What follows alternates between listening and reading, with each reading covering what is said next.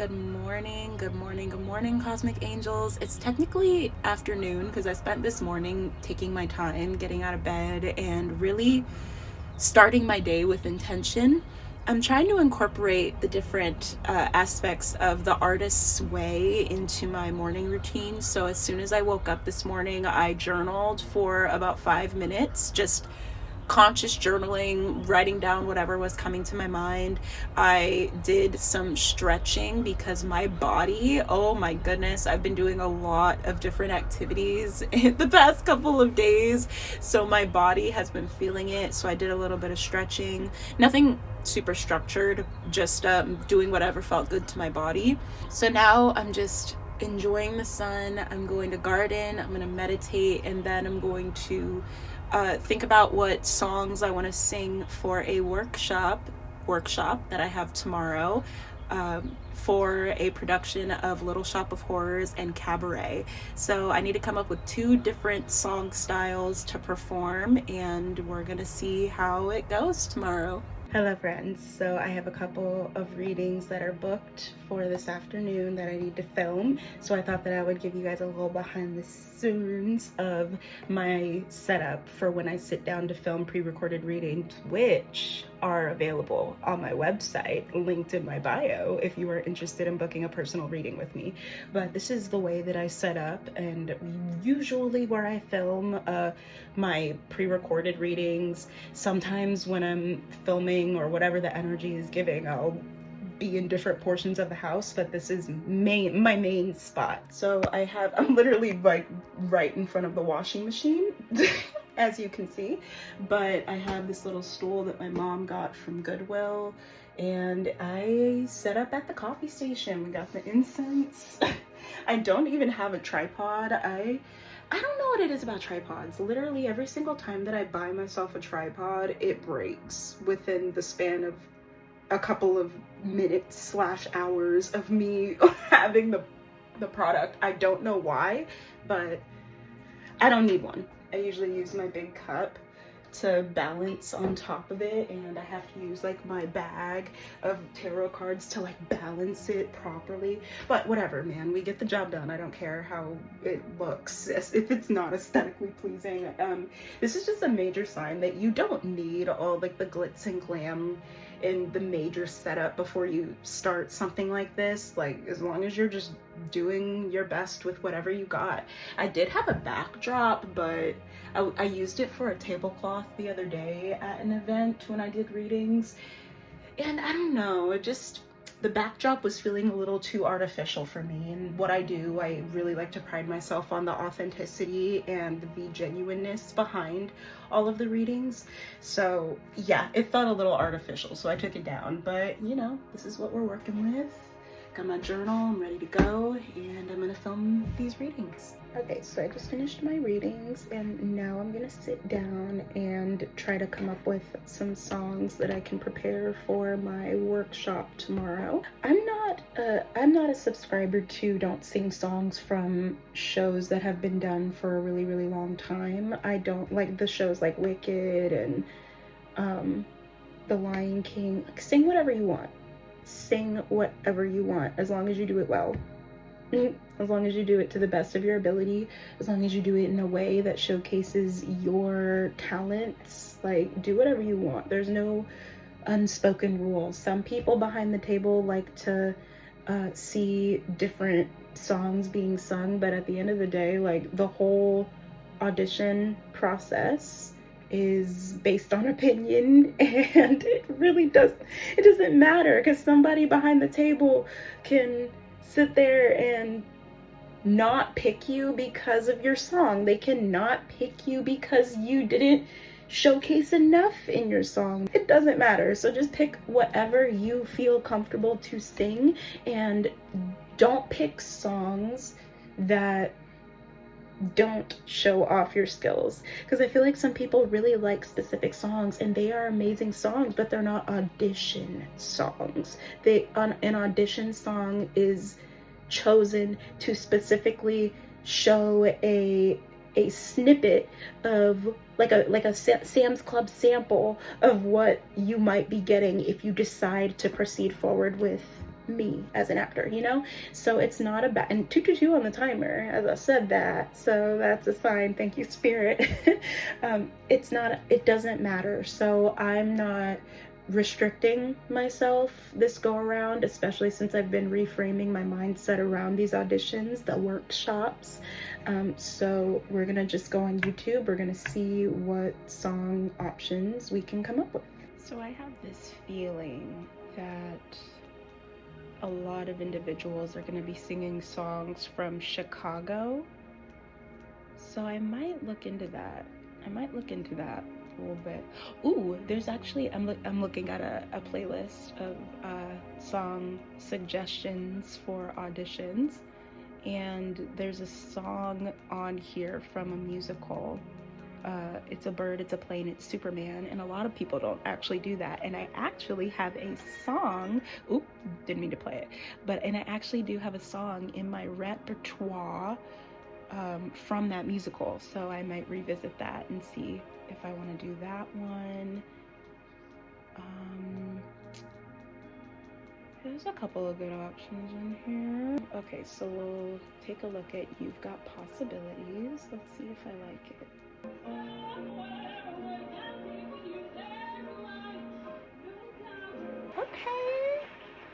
Okay, I like that one a lot, actually. Yeah, I'm gonna do a little digging and see about this other option, so we'll see what we can find.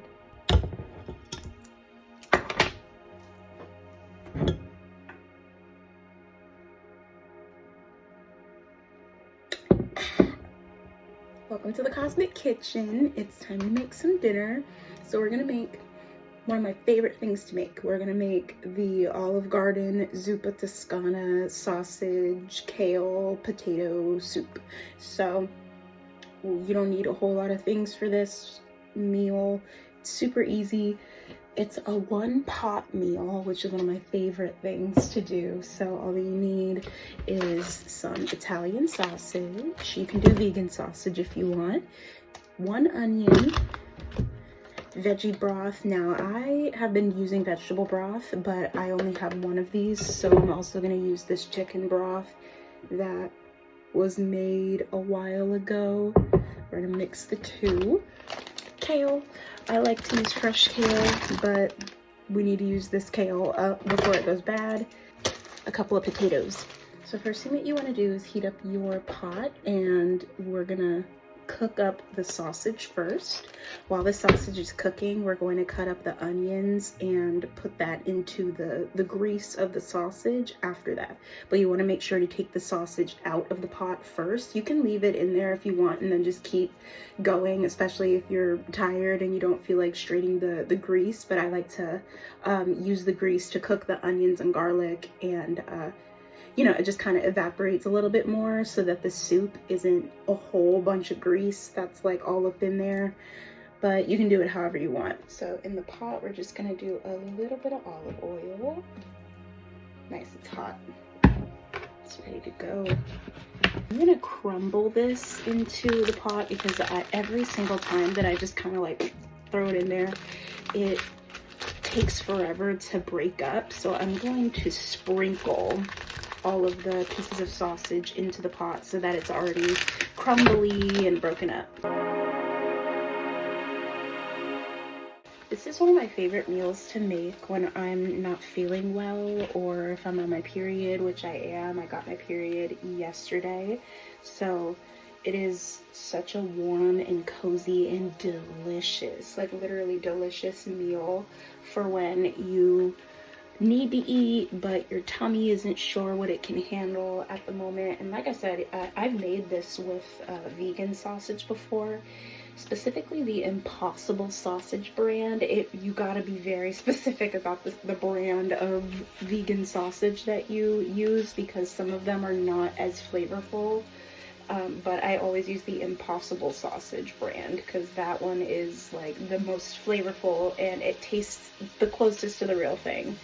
And while we're waiting for the sausage to cook up, we're going to grab a knife and cut up 1 onion. You can just do half. This is a wrong knife. But you could just do half of an onion. Don't need to do anything super crazy. We're gonna save the onion peels to throw in the compost outside. I don't know how to cut onions properly, so, but I pretend that I know what I'm doing, but I really don't. I'm getting slowly but surely closer and closer and closer to learning how to cut an onion properly, but you know, until then, we're just gonna do what we do. Yeah, not too bad. That was actually the best one. So we have our onions that are all cut up. Once the sausage is done cooking, I'm gonna move the sausage out of the pan, put it off to the side with a paper towel so that the juice and the grease can get sucked up. And then I'll cook up some onions, some garlic, and once that's all cooked up, we'll pour in all of our broth and let the potatoes boil. I let the onions and garlic cook for a while, so now I'm just cutting up some potatoes, and I poured the broth into the pot so that it can get nice and hot.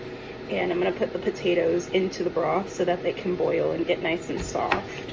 And after the potatoes boil, I'm gonna throw in the kale and the sausage to incorporate the rest of that and to incorporate into the broth. And we'll let it cook for about 5-10 minutes and then we're done. You know, in my big age, I still have no idea how to like properly cut stuff. So if you have any tips, let me know so that I do not cut my fingers off. Yikes!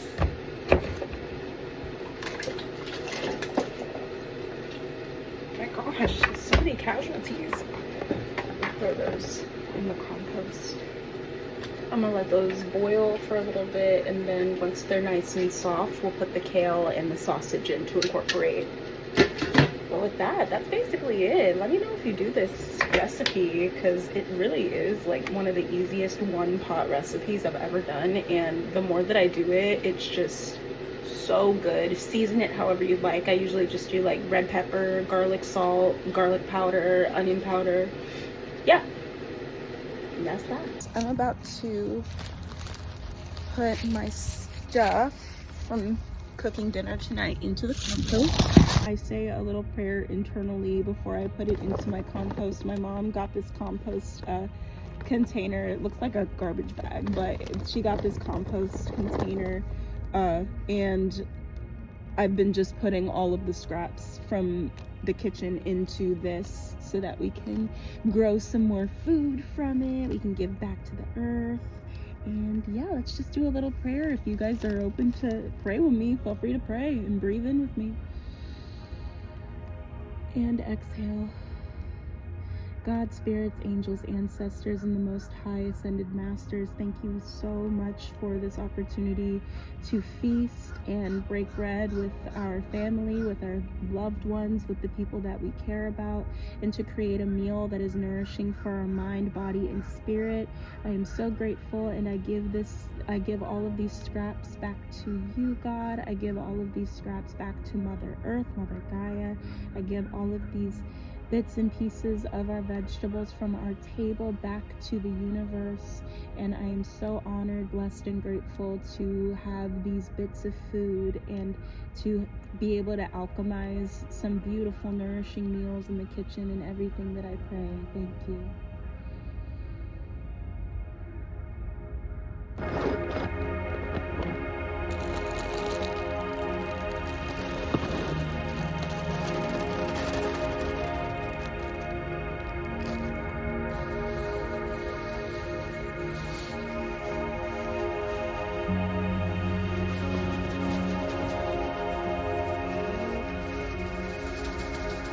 Get up! Alright, beautiful.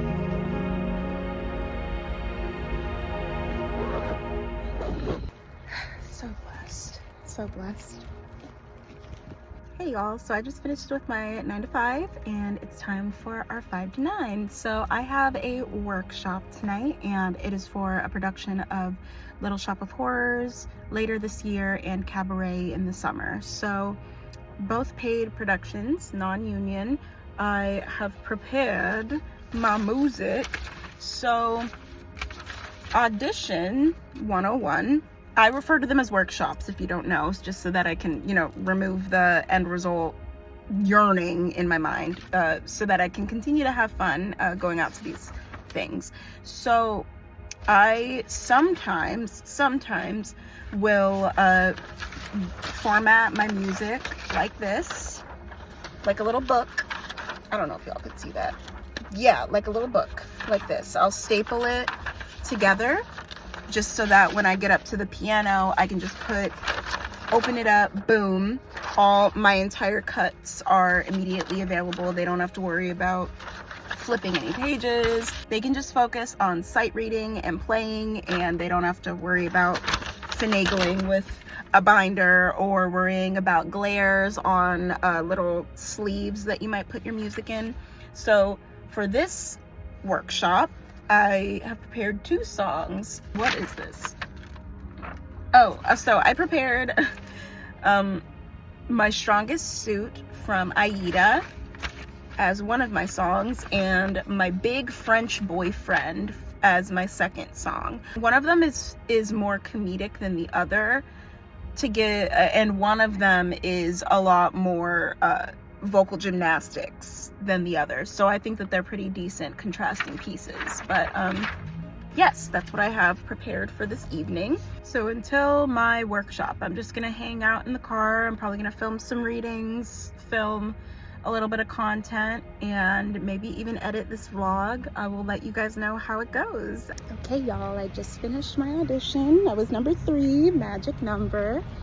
And that's so funny because I filmed a reading before I went into this audition, and I was talking about Van Gogh, and I was channeling Starry Night, Vincent Van Gogh. Look at that. She's a motherfucking psychic, shit. You know, it went really well. I'm proud of how it went, you know. I can't do anything to change it. So now I'm just gonna chill and go home, and we're gonna probably just close out the rest of the night. I really have nothing left going on, but look at how beautiful that moon is, y'all.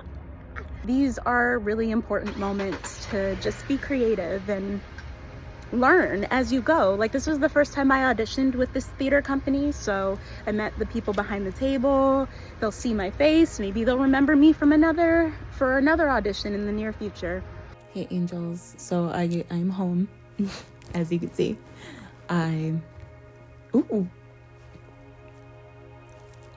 okay, sorry y'all. So it's 11:11 right now as I started filming this, but the first thing that I saw was my Google Home being 10:10 because the time is wrong. So I was like, 10:10, and then I looked at the clock and it was actually 11:11. So 10:10, 11:11. Holy shit! I absolutely love it. Thank you, Spirit.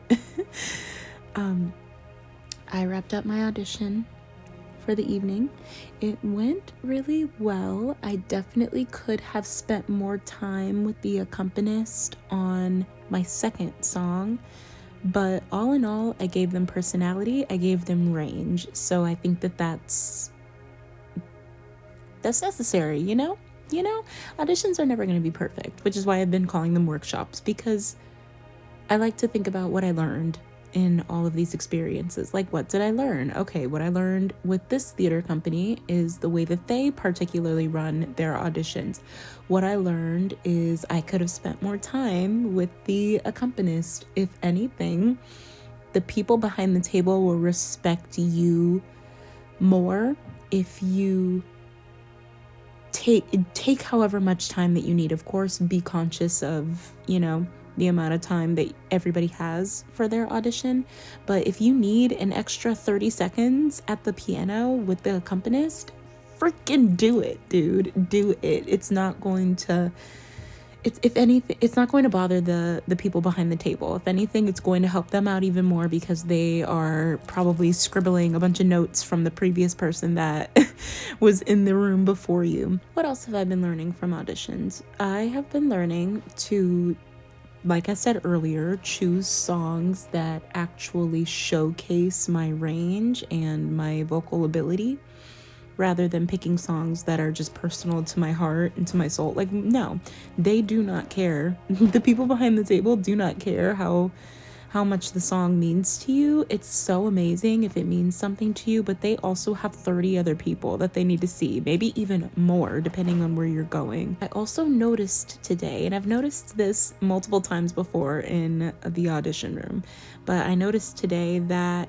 the people behind the table loosen up when you actually open your mouth and talk to them and show them that you're a human. They already know that this is an uncomfortable situation for everybody involved. For you as the performer, because you have probably less than a minute sometimes to showcase your abilities to these strangers. And they have only a chunk of time to be able to decipher if they want to see you again. And some people, they immediately know that they're not going to call you back, or some people know that they want to call you back. Like, it just is what it is. Something that I've noticed throughout the years as I've been auditioning professionally that I think is one of the biggest blessings that you can give to yourself when you're preparing to audition for a show, especially if you really, really, really want it. Study the people behind the table. Let me say that again. Study the production team.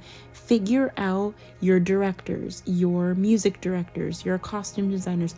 Figure out the people behind the table. Because when you know the people behind the table, and when you're able to direct your attention and your energy to specific individuals, knowing who they are, what their role is, it creates from my experience, a less stressful environment, because it feels more personable. It's like, okay, I know you don't know me, but I know you.